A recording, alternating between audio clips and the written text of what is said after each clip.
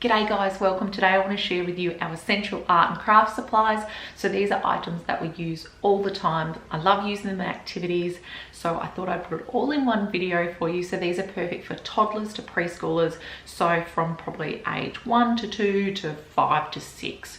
I know for a lot of these we've been using them since my daughter was 1 and she's now 3, but we'll definitely be using them in the future. So first off is washable markers. So we have used these right back at the start when my daughter was scribbling as a 1-year-old. We were using crayons, but the thing about crayons is they break. They put them in their mouth. Both my kids do a lot of mouthing, so they were just kind of biting the crayons. Whereas these washable markers, it's just the plastic, and so it's quite easy for me to redirect them without them breaking a crayon. So these washable markers we love. We've taken them on road trips. We use them for colouring in, drawing, scribbling, writing. Love them. The great thing about them too is they're washable. Number 2 is washable paint. From that same kind of reason, it is washable, non-toxic. So we've been using the tempera paint. This Crayola pack of 10 has been fantastic. It's got 10 different colors, so it's actually helped for learning colors as well. And I love the little tubs. It's very easy to get a couple of colors out and do an activity on the table and then put it away again.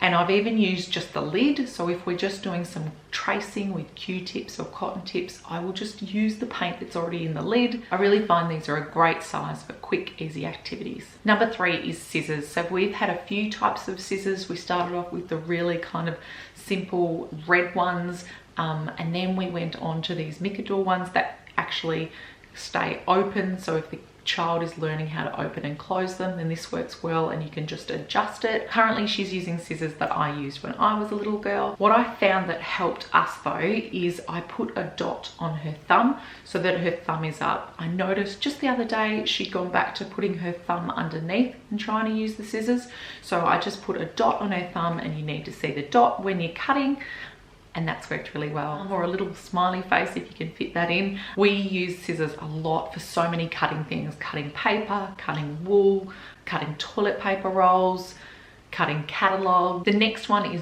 dot stickers. So the fantastic thing about dot stickers, it is very much a fine motor activity, peeling off the stickers and putting it somewhere. So we have done so many activities with dot stickers, and you can really personalize the activity for what your child is interested in. So I love dot stickers. I've also created a dot activity pack, which we'll talk about at the end, and so we've used the stickers for that as well. The next one is glue. So I use 2 types.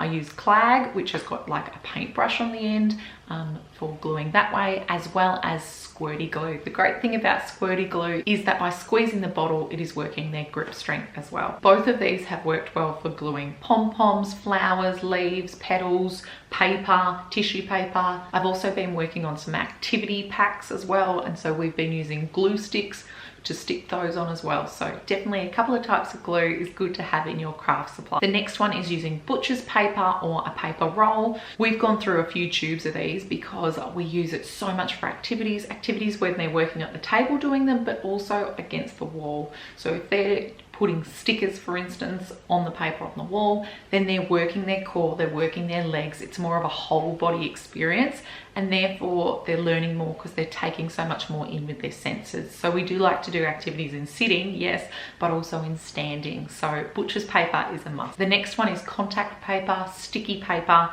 So basically it's that paper that you use to cover your books, your school books, to protect them. Instead, there's so many activities you can do with them. So once again, I like to fix activities to the wall so they're working their core strength. We've put petals on here, paper, magnetic tiles. There's so many different things and themes you can use this sticky paper with. So this is a must. I've also put it on the floor as a sticky mat, and both kids have jumped on it.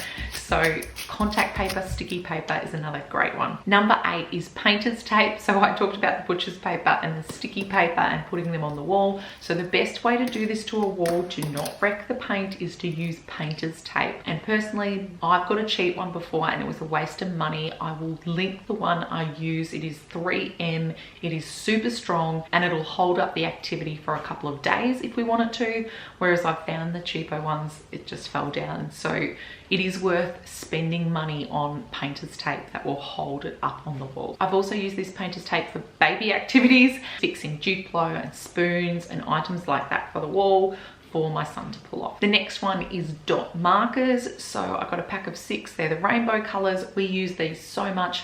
There is like a million, and I'm not over exaggerating, a million different activities online that are free dot activities. Whatever you want in there, you'll be able to find. So we've done that where I print them off. I also just create my own. So an ice cream cone, and I might put a number in the cone, and then my daughter has to put the number of ice cream scoops above that corresponds with that number. I also specifically made a caterpillar activity pack. It came about because for my son's first birthday, we had a very hungry caterpillar birthday party, but being in lockdown, we couldn't have anyone there. So I thought it'd be really nice to do something special in the theme that I had.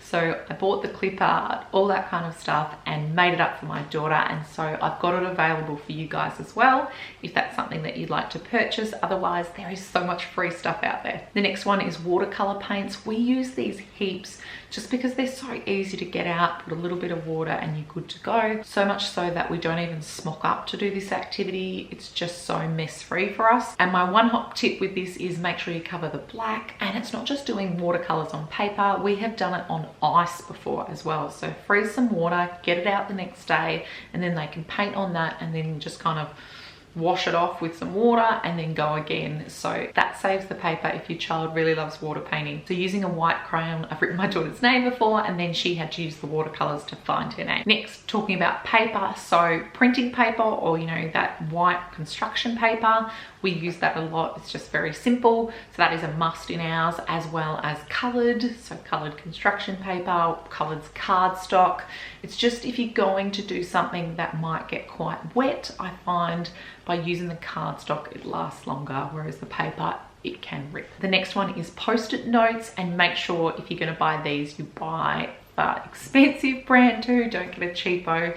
This is one of those ones where you get what you pay for. So what we like to do, our favorite activity with this, is I write my daughter's letters of her name on each post-it note and then hide it around the house. And it's a big running race. It's a lot of fun to grab them and then bring them back to me, and then she puts them in order. So that's a fun one. I have also used post-it notes early on when teaching my kids to walk. We just had it on an ottoman and I'd have post-it notes and they'd go around and grab them. The next one is cotton tips or cotton swabs. So these we use a lot for tracing and painting and dotting. Just means you don't have to use as much paint.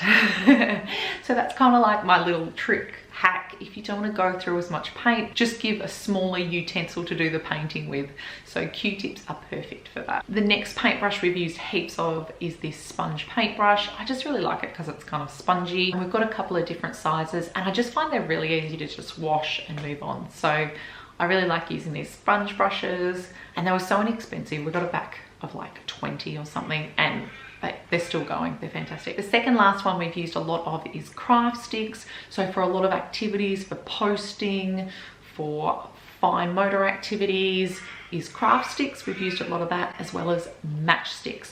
We've just got the natural sticks that aren't colored, and then we've got the rainbow color ones, which we do use a fair bit. There's just so many activities you can do with those. And the very last one I wanted to share with you in our essential must-haves is colored matchsticks. So these are perfect for fine motor skills because the pincer grip is used with the matchstick, which is what the kids are going to need to be able to do with writing in the future. Thanks heaps for watching, guys. Bye.